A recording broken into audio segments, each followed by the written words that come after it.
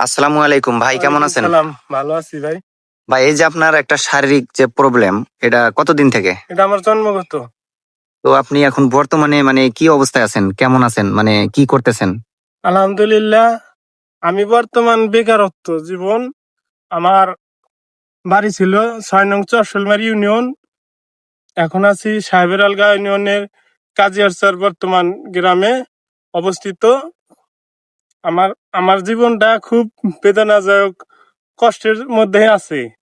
প্রতিবন্ধী জি। দেখে কোনো কাজ কাম করা পারি না, এজন্য কর্মস্থল নাই নাই বলেই চলে।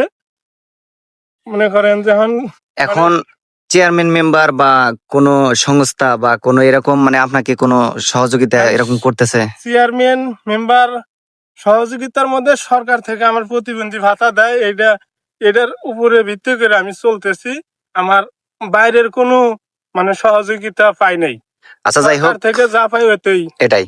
এখন আমি সবার উদ্দেশ্যে একটা কথাই বলবো, যে যারা এই ভিডিওটা দেখবেন সোশ্যাল মিডিয়ায়, তারা এই ভাইটাকে একটু সহযোগিতা করার জন্য চেষ্টা করবেন। কারণ সে একজন প্রতিবন্ধী, তার কোনো বাড়তি কোনো ইনকাম নেই এবং সে কারো কাছে হাতও পাতে না। না না না, কারণ সে হাত পাতবেও না।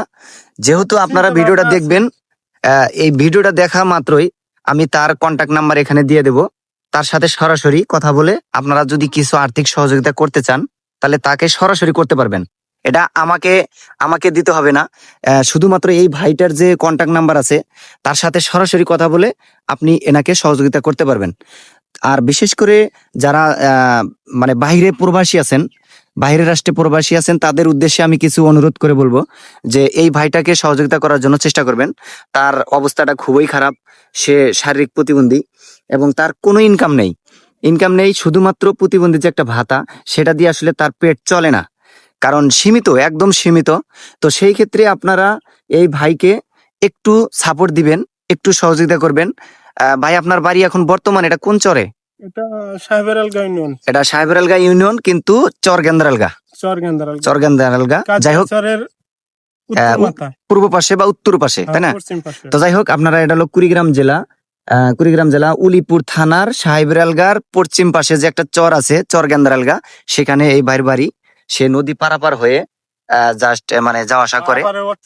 পারাপারেও মানে মোটামুটি অসুবিধা। সে দেখতে পাচ্ছেন যে আসলেই একটু হাঁটা চলার ক্ষেত্রে অনেক সমস্যা। না, হাঁটা একটু দেখান। তো আসলেই সমস্যা, এখানে লজ্জার কিছু নেই। আসলে যেটা আসলে আল্লাহ ভাগ্যে রাখছে সেটা তো হবেই, তাই না? তো আমি সবার উদ্দেশ্যেই একটা অনুরোধ করে বলবো যে আপনারা এই ভাইকে বা এই ভাইয়ের পাশে একটু দাঁড়ান প্লিজ। 10-এর লাঠি 1-এর বোঝা, এটা কথাটা আসলে সত্য। আপনারা 10 জন যদি এই ভাইকে একটু সাপোর্ট করেন, একটু সহযোগিতা করেন, তাহলে সে মোটামুটি এক মুঠো খাবার খেয়ে বা পরে সে শান্তিতে চলাফেরা করতে পারবে।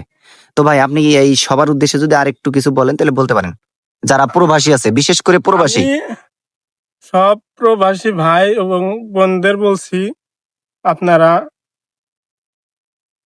মানে যতটুকু পারে আর কি আপনাকে। যতটুকু আপনাদের সামর্থ্য বা আমার জন্য পারেন, আপনাদের মাঝেই একটা অনুরোধ, আপনারা রইলো। জাস্ট এই যে ভাইয়ের যে নাম্বারটা থাকবে, আমি ভাইয়ের কন্টাক্ট নাম্বার সহ এখানে ভিডিওতে পোস্ট করে দেব। আপনারা যতটুকু পারেন এই ভাইকে মানে আপনারা সহযোগিতা করবেন, মানে বিশেষ করে আমি অনুরোধ করতেছি। আর এই ভিডিওটা পূর্ণ ফাউন্ডেশন অফ বাংলাদেশ সংগঠনের পক্ষ থেকেই আমরা প্রচার করতেছি। বিশেষ করে সবার উদ্দেশ্যে বলতেছি যে আরেকবার বলি যে আপনারা এই ভাইকে সহযোগিতা করে পাশে থাকবেন। এটাই তো। আসসালামু আলাইকুম।